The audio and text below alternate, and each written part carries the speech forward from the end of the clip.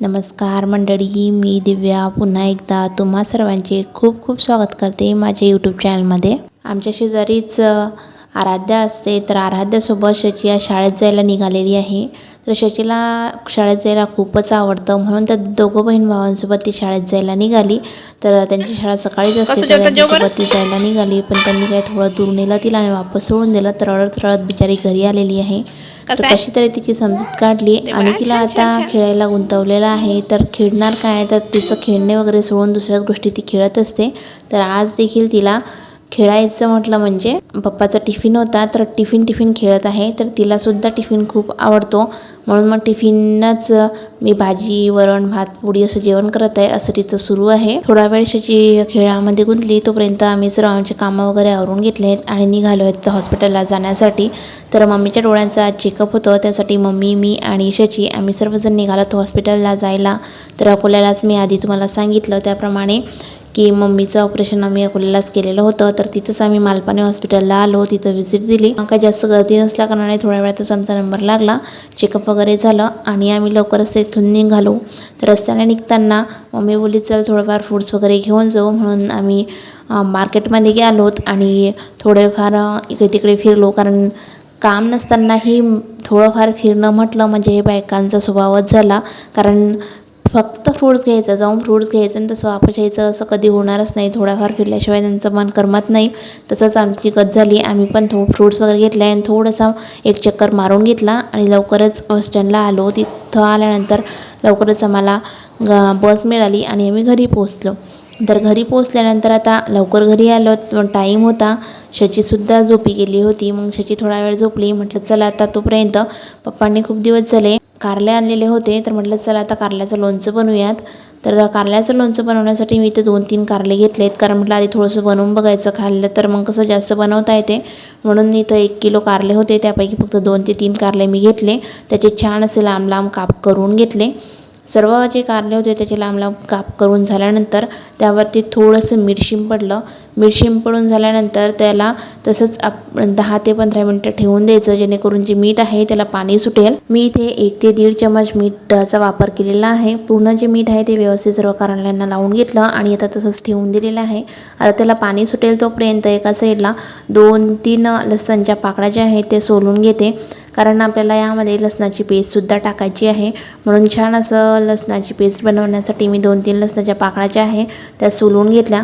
सोलून झाल्यानंतर त्याला छान आपण कुटून घ्यायचे आहेत किंवा मिक्सरमध्ये बारीक करून घ्यायचे आहेत। कारलं म्हटलं म्हणजे आधीच तोंडाला कडवट अशी चव येते, कारण कारलं म्हटलं म्हणजे कडू आच असते असं आपला समज बसलेला आहे, पण असं काही नसतं। कारल्याची भाजीसुद्धा खूप छान लागते आणि सोबतच कारल्याचं जे लोणचं आज मी बनवत आहे ते सुद्धा खूप छान लागते चवीला।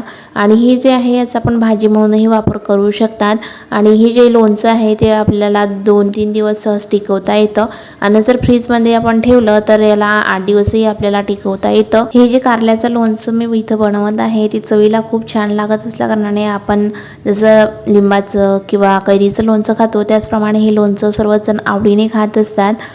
तर चला आता जे लसूण वगैरे माझं सोलून झाला त्याला छान असं मी खलबत्त्यात कुटूनही घेतलं।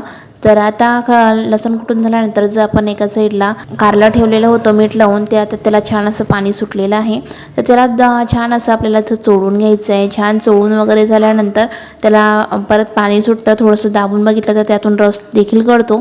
आणि आता काय करायचं आहे, त्याला छान स्वच्छ पाण्याने धुवून घ्यायचे। 1 ते 2 पाण्याने धुवून झाल्यानंतर आता आपण करणार आहोत लोणच्याची तयारी। त्यासाठी आपल्याला एक कढई घ्यायची आहे। कढईमध्ये तेल टाकायचं, तेल छान तापलं की त्यामध्ये आपल्याला मोहरी टाकायची। मोहरी थोडी जास्त प्रमाणात टाकायची, जर आपल्याला आवडत नसेल तर आपण ड्रॉपही करू शकतात, पण मला मोहरी जास्त आवडते म्हणून मी मोहरीचं प्रमाण थोडं जास्त ठेवते। मोहरी छान अशी तडतडली की त्यामध्ये आपण जे लसूण जिरं पेस्ट बनवलेली आहे ते आपल्याला त्यात टाकायची आहे। लसूण जिरं पेस्ट छान अशी आपण त्यामध्ये गुलाबी रंगापर्यंत परतून घ्यायची। लसूण जिरं पेस्ट छान परतून झाली, आपण जे कारलं छान धुवून ठेवलेलं होतं आपल्याला ते कारल्यामध्ये टाकायचं आहे। त्याला छान परतून घ्यायचं। कारलं छान परतून झाल्यानंतर त्यावरती झाकण ठेवून त्याला एक वाफ येऊ द्यायची। थोड्या वेळानं त्यामध्ये आपल्याला निंबू किंवा निंबाचा रस यामध्ये टाकायचा आहे। मी इथं असं निंबाच्या 2-3 फोडी करून त्यास टाकत आहे आणि त्याला सुद्धा एक वाफ येऊ द्यायची। त्याला थोडंसं परतून घ्यायचं आणि त्यानंतर आता थोडंसं जे कारलं आहे ते नरम झालेलं असतं. तर आता आपण त्यामध्ये मसाले टाकणार आहोत. मसाल्यांमध्ये आपल्याला दुसरा काही मसाला असं विशेष टाकायचा नसतो. तर यामध्ये फक्त आपल्याला तिखट, मीठ, हळद हे टाकायचं असतं. तर जे मीठ आहे त्याचं प्रमाण थोडं कमीच ठेवायचं, कारण आपण आधीही मीठ यामध्ये टाकलेलं असतं. आणि हळद थोडीशी टाकायची, सोबत तिखट पण आपल्या चवीनुसार आपण टाकू शकतात. आणि सर्व व्यवस्थित हलवून झाल्यानंतर त्याला परत वाफेवरतीच आपल्याला हे शिजवून घ्यायचं आहे. तर यावरती झाकण ठेवून थोडा वेळ आपल्याला शिजवू द्यायचं आहे. मधामध्ये आपल्याला त्याला 1-2 वेळा असं परतत राहायचं आहे. आणि हे बघा थोडं 5-10 मिनिटातच हे आपलं जे लोणचं आहे ते शिजून तयार होत असतं. तर हे बघा आता जे लोणचं आहे ते शिजवून झाल्यानंतर सर्व केलेलं आहे. तर आपण बघू शकतात किती छान असं दिसत आहे. जेवढं छान दिसत आहे तेवढं छान चवीला सुद्धा हे लोणचं झालेलं आहे. तुम्ही सुद्धा हे लोणचं एक वेळा नक्की ट्राय करून बघा. चला तर आता लोणचं वगैरे तर बनवून झालं. आता आशाची सुद्धा झोपेतून उठलेली आहे आणि आता मला दुकानात जाऊन थोडंफार काही कामं करायचे होते, म्हणून मी आलेली दुकानात. आणि माझ्या मागेच शची सुद्धा दुकानामध्ये आलेली आहे आणि तिची लुडबुड हे जास्त चालूच असते. तर आतासुद्धा ती टिफिन घेऊनच दुकानामध्ये आलेली आहे आणि सुरू आहे आई असं आई तसं. हे शेवटी पप्पा आले आणि तिला आता घरी घेऊन गेले. तर तोपर्यंत आता माझे जे दुकानातले काही कामं होतं ते मला करून घ्यायचे आहेत, कारण कालच शशीचे बाबा आले. तर त्यांनी काही आता नवीन सामान वगैरे दुकानामध्ये आणलेलं आहे. तर हे जे सामान आहे ते आता सर्व व्यवस्थित लावून घ्यायचं आहे, कारण काल ती कसं ऑफिस वगैरे करून येतात त्यामुळे त्यांना उशीर होतो. तर ते रात्री 8:30-9ला आले. त्यानंतर आल्यावर थोडा वेळ दुकानात बसले आणि लवकर सकाळीसुद्धा ऑफिससाठी 8 वाजताच निघून गेले. त्यामुळे जो सर्व सामान त्यांनी आणलेलं होतं ते तसंच दुकानामध्ये पडून होतं. आणि आज जो मी इथं कामाला मुलगा ठेवलेला आहे त्याच्या शेतात देखील काही काम असल्याकारणाने तो देखील आज कामावर आलेला नाही आहे. त्यामुळे सर्व सामान तसंच होतं. तर म्हटलं चला थोडा वेळ सामान वगैरे अरेंज करूयात. तर जे सामान होतं त्यामध्ये सर्व जे आता नवीन फवारे वगैरे चालू होतील तर पहिलं फवारणीचं सर्व सामान यामध्ये आणलेलं होतं. आमच्या भागामध्ये जास्त करून कपाशी, सोयाबीन हेच पिकं सर्वात जास्त प्रमाणात घेतले जातात. त्यामुळे आम्हाला दुकानातसुद्धा यांच्यावरच्याच औषधीचा वापर करावा लागतो. यावरती ज्या औषधी आपण देता येतील त्याच औषधी आम्ही इथं दुकानामध्ये आणत असतो. तर आता पहिली म्हणजे कपाशीची जी पहिली फवारणी आहे त्यासाठी लागणारे जेवढं औषध आहे ते सुद्धा आम्ही आता दुकानात भरून घेतलं. सोबतच सोयाबीनच्या पहिल्या फवारणीसाठी आणि तूर वगैरे सुद्धा पेरलं जातं, कारण काही लोक पूर्ण कोरं सोयाबीन पेरतात, काही तूर आणि सोयाबीन मिक्स पेरत असतात.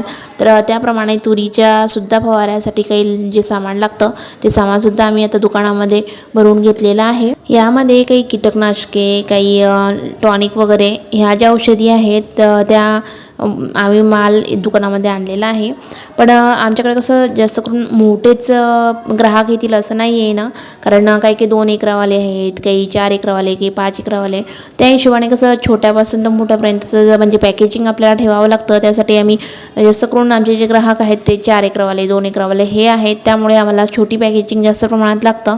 म्हणून यावर्षी जास्त जे माल आहे ते छोट्या पॅकेजिंगमध्ये, म्हणजे जसं की 250च्या आणि 500च्या पॅकेजिंगमध्ये माल ह्या वर्षी आम्ही भरून घेतलेला आहे. मी घरी जायला निघालीच तोपर्यंत शची आणि शशीची फ्रेंड आलेली आहे आणि त्यांचं दोघांचं काय चालू आहे बघा.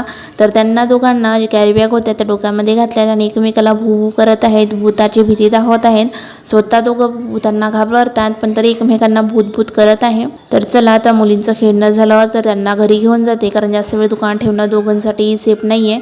म्हणून त्यांना मी घरी आणलं. आम्ही हातपाय वगैरे धुवून फ्रेश झालोत आणि आता शशीसाठी मम्मीने छान असा टिफिन घेतलात, कारण ते रोज पप्पाचा टिफिन घेऊन फिरत असते. म्हणून मम्मीने तिच्यासाठी आज छान छोटूसा टिफिन घेतलेला आहे. शशी टिफिनला बघून खूप खुश झालेली आहे, कारण तिला टिफिन हवाच होता आणि छोटासा टिफिन तिच्या मानाने खूप छान झाला. तर त्यामुळे बाईची तर मज्जाच झालेली आहे. आणि बाईने काय उघडला आणि सुरू झालं, मी जेवण करत आहे, मी जुजू करत आहे, वरंभाता खाते, पोळी खाते, असं तिचं सुरू झालेलं आहे. तर हे बघा आपण बघू शकतात किती छान असा टिफिन आहे.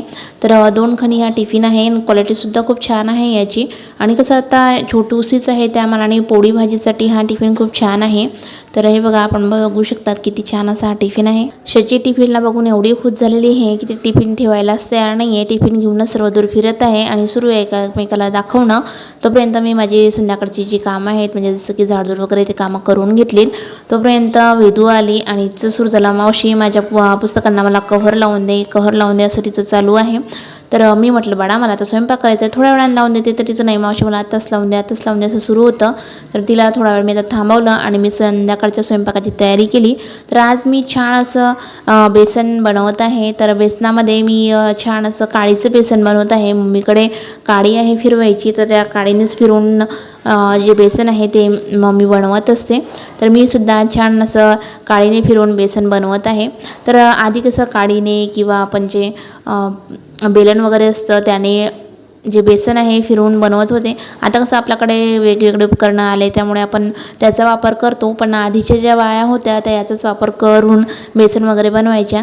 तर हे बघा मी सुद्धा काडीचं बेसन छान असं बनवून तयार केलेलं आहे. तर हे बघा आपण बघू शकतात किती छान असं त्या काडीचा एक भाग असा आहे की काडीने जे काय आहे गाठ मुळीच पडत नाही, त्यामुळे बेसन खूप छान होतं आणि लोण असं बेसन हे तयार होत असतं. तर चला आता इथं माझं बेसन वगैरे बनवून तयार झालं आहे. आणि मम्मी आता बोलली की वेदू किती वेळची थांबू नये, तर तू तिला आधी बुकला कव्हर लावून दे. आणि बेसन बनवलं आहे तर बेसनसोबत मी भाकरच बनवते, कारण खूप दिवस झाले भाकर वगैरे आपण खाल्ली नाही आहे. आणि आता मला सुद्धा डॉक्टरांनी व्यवस्थित सांगितलं डोळा वगैरे व्यवस्थित आहे, त्यामुळे आता मला थोडं थोडं काम करायला सुरुवात करायला पाहिजे. म्हणून तिने सुद्धा आता काम करायला थोडी सुरुवात केलेली आहे. म्हणून ती आज भाकर वगैरे बनवणार आहे. तर मग मी लागलेली आता बुकला कव्हर लावायला. तर मी छान असं बुकला कव्हर लावायसाठी घेतलं. तर जे हे कव्हर होतं ते पूर्ण एक बंडलच होतं. त्यामधलं जे आपला बुकची साईज आहे त्यानुसार आपल्याला ते जे कव्हर आहे ते कापून घ्यायचं होतं आणि त्यानुसार आपल्याला हे कव्हर लावायचं होतं.